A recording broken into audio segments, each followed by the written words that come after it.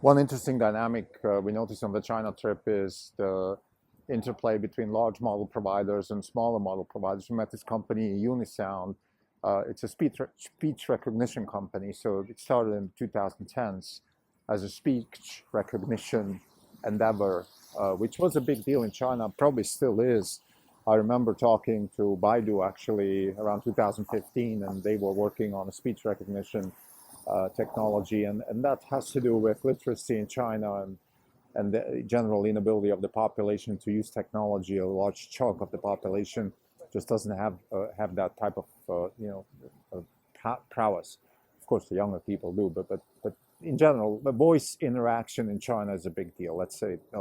So this company is providing voice interaction services for things like appliances and travel services. Like you want to buy a ticket at the Shenzhen subway, you can interact with voice, and for cars. And we've noticed, when we test drove cars in China, the voice interaction is very ubiquitous there, actually, much more than the US. I mean, other than Tesla, which has introduced Grok recently, you don't see it as much here in the US. I mean, it's there, with Apple and Siri and things like that, but the Chinese, let's say, it's more prevalent. So what we've noticed is this interaction between those smaller providers, iFlyTek, Unisound, and others, and then the large model providers, right? You have the Alibaba, Tencent, ByteDance, so the three big ones. Baidu as a fourth player, large model providers that offer the equivalent of Grok or GPT to developers that pay per token and then offer on top of those platforms. So this is a dynamic which is playing out also in Silicon Valley. And just looking at sort of what's going on in the startup scene, you can see a lot of people actually using OpenAI and other models for services. I mean, Cursor is one of the more famous ones for coding, but there's others. There's many other verticals you could think of, law, finance, where attaching yourself to a large model and then offering a vertical and doing the sort of white glove service that is necessary often to go into, things like particularly finance and law, and if you deal with regulatory issues and all those kinds of things need to be sorted out. So we think it's just an interesting observation. From an investment perspective, I think these companies all have it's a difficult task for an investor to look at, because on the one hand you have the large model providers investing billions of dollars to get better models, and then on the other hand you have these vertical players who use those models, or in the case of Unisound, have their own model actually that they're playing with. For example, just recently I listened to an interview with the CEO of Snowflake. It's a data warehouse company here in San Francisco, pretty well established, 100 billion market cap. This is no small fish, but they basically gave up in developing their own model because the model providers probably want to be, this is kind of like electricity maybe in the early 20th century, where you have these large model providers who are going to provide tokens to the rest of the world, and those tokens then can be used for all kinds of things. And even in the first episode today, we spoke about World Labs, the Fei-Fei Li company that wants to do the same thing, but not with tokens, but what they call frames. It's just a three-dimensional unit of compute that can be used for modeling the 3D world.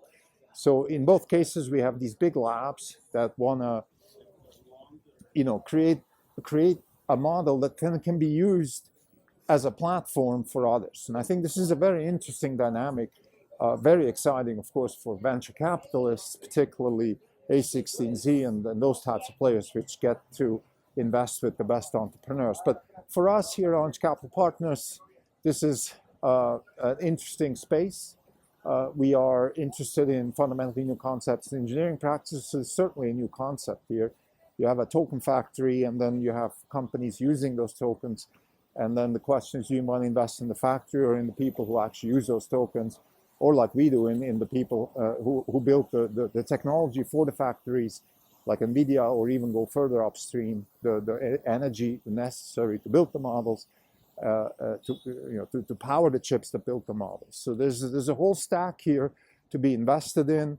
I think at this stage we're still in the exploratory phase. Another thing I want to mention again with China is the discount that the Chinese companies face. Unisound has a market cap of maybe $5-6 billion US.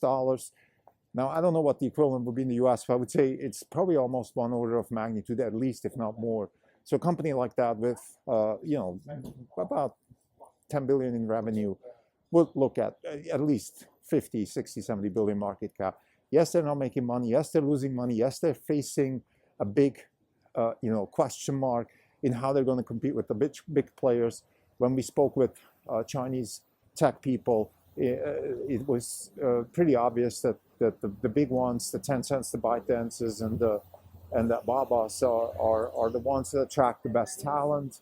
They pay a lot. It's the same dynamic like here, AI competition, talent competition. So the question, of course, is how can a smaller player like Unisound even attract the kind of talent that is necessary? So they're going to probably converge into a plumbing company. But plumbing companies can be interesting. Like we have Accenture here, and companies like that. They are suffering right now because of government spending cuts. But apart from that, it's an interesting. It's not such a bad space. So for investment purposes, we definitely have to ask ourselves, where on the stack are we going to invest in, and are we going to attack the Chinese market? I mean, there is a big discount. These people are good. They know what they're doing. And again, I spoke with Xueni, the IR at Unisound. She's very good. And she spoke to me about the lack of, not the lack, but she kind of said that Chinese entrepreneurs are a lot more down to earth. Like they like to see where they stand on, they like to see where they're going, as opposed to the US, which has been, I think, infected by Elon Musk, and now others that are really dreaming big and going big and investing big, and they have the capital to do it. The capital markets are open for these types of investments, the big leaps forward by US investors, which are supported by the capital markets. It's an interesting dynamic, interesting questions about discounts, interesting question of where in the stack to invest. You want to invest in the energy business, in the chip business, in the model providers? Do you want to invest in those companies that are using the models to sell vertical services? Do you want to invest in companies that are offering both? It's a Cambrian explosion of opportunity, always driven by the same, typical sort of dynamics when you have these types of new innovations. And it's very exciting. I think going to China has really opened our eyes also to the opportunity here. So, as usual, China is an interesting place also to learn about yourself. Thank you.